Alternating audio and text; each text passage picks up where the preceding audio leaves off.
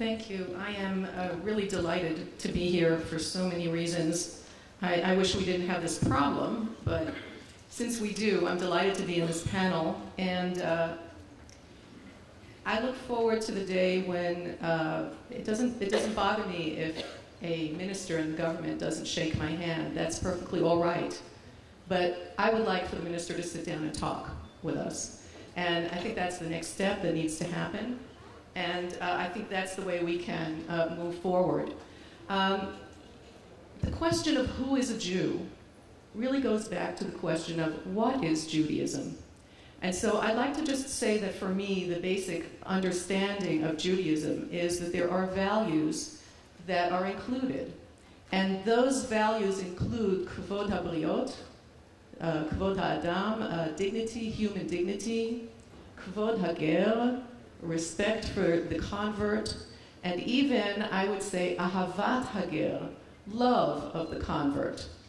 And those are very basic values that guide the way I look at what Judaism is and guide the way I think about how we accept converts, what is the process.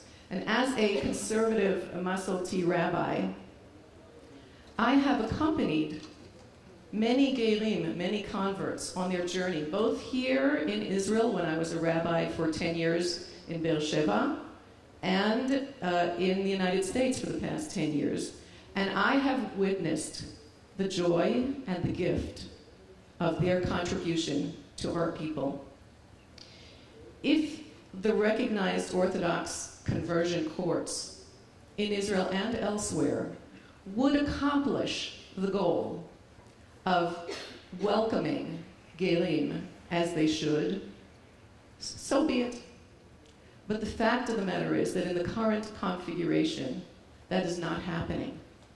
And so other groups must come and do what they understand to fulfill the values of kavod ha'adam and kavod hager and ahavat hager, the love of the convert.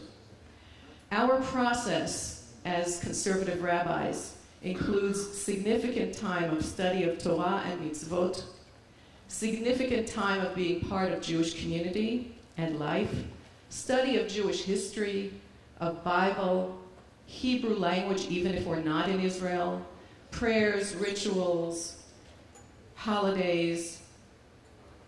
It includes the process of milah for men, of circumcision for men, and tevilah for all people who want, and immersion in the mikveh for all people who want to become part of the Jewish people. It includes appearing before a Beit Din, a court, which discusses with them their process, and in which they undertake all mitzvot, I would say the responsibility of the mitzvot, of the commandments.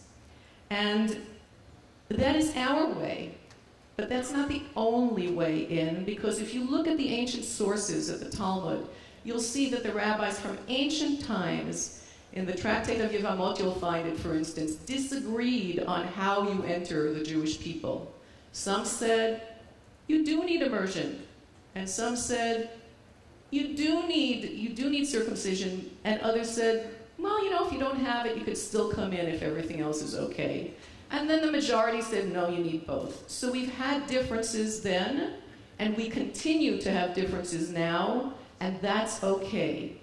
This supposed unity that we always had really is a fiction.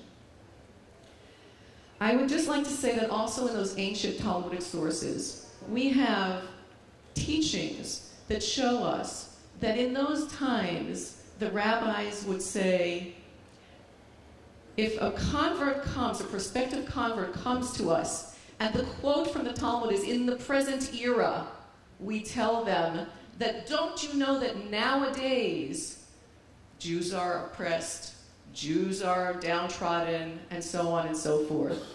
This language of in the present day means that one should take into account the present circumstances, the present aspirations, and the present hopes of our people when deciding on how we accept converts into our people. And as we know, the Jewish people today sees those aspirations and those hopes in different ways. And so therefore, the differences will remain as part of our people. But we are all one people with those different gates. I'd like to mention that the conservative movement, the Rabbinical Assembly, the International Association of Conservative Rabbis and Masorti rabbis in the world, has just recently put out guidelines for conversion, a 36-page document. And it's called Petach HaOhel. Petach HaOhel. It doesn't replace the halakha. It explains how we relate to people who come to us. It talks about how much time we expect in the normal case to put into it. It is Petach HaOhel. The Ohel means that there are boundaries. We have a space that is ours, that is defined, that is Judaism. But we have a Petach. We have an opening in which we can welcome people. That name, Petach HaOhel, the gateway or the opening of the tent, evokes the image of Avraham Avinu, our Abraham, our patriarch, who sat at Petach HaOhel, and he welcomed people who were on the journey, and he brought them into his tents. In fact, Ratz Likratam, he ran toward them with open arms and brought them into the tent, which we see as defined by our understanding of the halachic requirements. But there are other understandings as well, and we recognize that. There are many stories in the Talmud about rabbis who were too rigid in their application of Torah to other people, and who were too quick to have misconceptions about what other people's motivations were in relation to being a part of the Jewish people. And for instance, there is a story, a famous story of Shimon Bar Yochai and his son, who ran away from the Romans and hid in a cave for 12 years, in which time the two of them studied Torah and prayed for the whole time. And then when they emerged, they looked around and they saw the people plowing the fields and living their lives, and they were angry. And their look burned up everything that they saw in front of them. A bat kol, a divine voice, came and said, back into the cave for 12 months this time. 1 month for every year that you were there before, for extra study, for extra reflection on how you apply that Torah and that study that you learned. We have to be very careful and very thoughtful in how we apply our Torah to the world around us. I want to quickly get to the Israel, because before the state of Israel was established, Jewish communities everywhere went according to their spiritual leadership's understanding of what it took to become a member of the Jewish people. And only when the state of Israel was established did we start to try to find one definition, a global definition for who is a Jew that would apply to all Jews everywhere in relation to the laws of the state of Israel. Now, it can be argued that Israel is an insular community and has every right to do that, to decide for itself what its laws are. But if Israel sees itself, as I believe it should, as a homeland for all of the Jews of the world, and as a significant spiritual and national inspiration for all Jews everywhere, then the discussion of who is a Jew, as it relates to Israel and to Israeli law, must include the voices and the reality of world Jewry as well.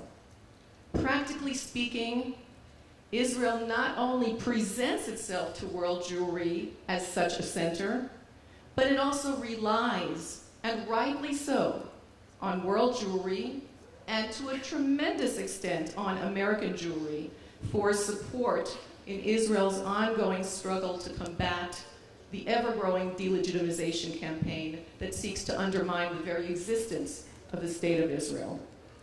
The fact of the matter is that different religious streams play a vital role in Jewish life today, and most of the Jews of the world are conservative or reform.